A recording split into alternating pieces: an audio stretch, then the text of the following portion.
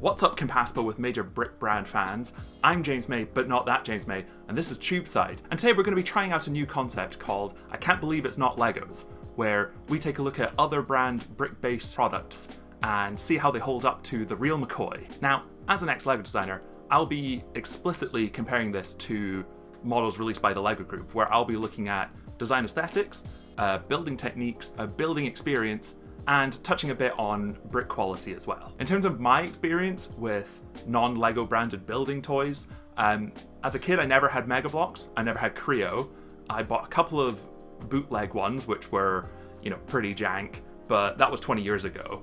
And I bought some Japanese summer festival sets, which the bricks themselves were okay, but the building techniques and the build experience were pretty lacking, and they had these weird transfers instead of stickers, which were an absolute pain to get on, and if you have to do dozens of little 1x1 bits of sushi, it was actually somehow a worse experience than Lego stickers. So I'll be coming at this with a bit of skepticism, but also a little bit of optimism because of the specific brand that we're looking at today. So to start off, we are going to be looking today at the retro 90s PC from Pantasy, which you've probably seen online for their Astro Boy model. The model contains 1,600 pieces and is allegedly a 6+, but looking at the model, I somehow doubt that, but there's only one way to find out, so let's open it up and see what we got.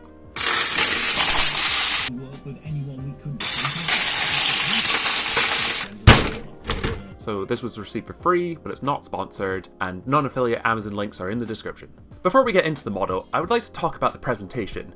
This set came with numbered bags, with on average 3 bags per bag, if that makes sense. So quite a bit more bricks per bag split compared to Lego. The instructions were quite premium, comparable to Lego 18+ instructions, and the step breakdown not only highlights the new bricks needed for the step, but shows the size of the bricks.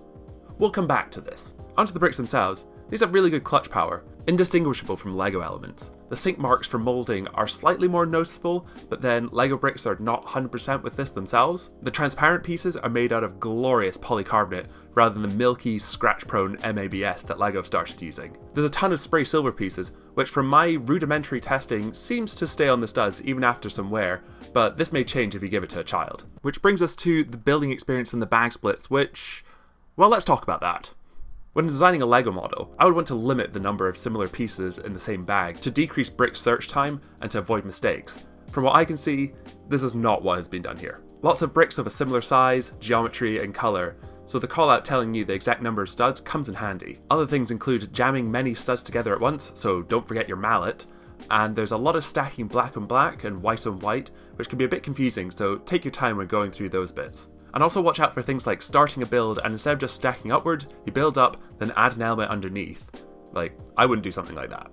Also, just look at these elements. This is just cheating. Depending on your build style, this is either the best elements you've ever seen or the worst. There's some building techniques that I would never be allowed to do, like this one. And I thought that this one was spicy because it's only legal because it doesn't have the logos on top of the studs to push it up a little bit. Shout out to the return of these elements, which are used for circuit board bitties, and this mini mouse mat, which is actually made out of a real mouse mat material, which I think is really neat.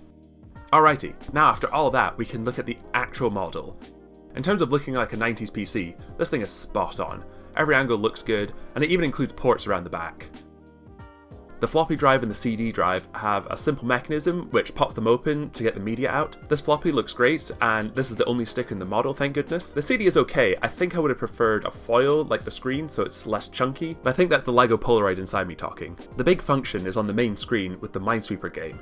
You just push this in and whoop, it flips round. Really nice. And if you don't want a big 1x1 sticking out of your screen, they got you covered with a screen that covers over it, so it's nice and flat. The model comes with a keyboard and mouse, which also look the part. They connect around the back with what looks like VGA ports, which you could...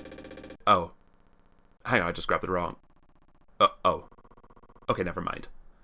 Some clutch hierarchy evaluation would have been good here, so it breaks where you want it to.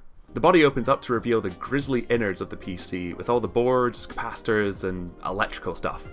You can see my 2 engineering degrees really paying off. I much prefer this to what the Lego Group do with their retro tech, where they put things like a kid's living room inside it. That's not what's inside my computer last time I checked. It reminds me of the model kits of the PlayStation, the Sega Saturn I have, which also has circuits inside it. In fact, this is what I would want the CD to be made of. So yes, my final thoughts. Should you, dear viewer, get yourselves a Pantasy retro 90s PC? It feels like a cop-out just to say, if you're a fan of the subject matter, then yes, of course you would enjoy it as a fan, but I would say that that kind of actually does apply in this case. But I do genuinely mean it, that if you want a cool retro PC model that you built yourself out of bricks, this is definitely one of the better, if not the best option for that. And I would say that the fact that it's not official Lego bricks shouldn't deter you from your purchasing decision. The details, both inside and outside the model, are really good. The function's really cool and doesn't get in the way of the aesthetics, and there's some decent prints and some neat extras as well. I did have a few gripes with the building experience, so I would say that don't make this your first Lego / non-Lego set experience, and I would definitely not give it to 6-year-olds.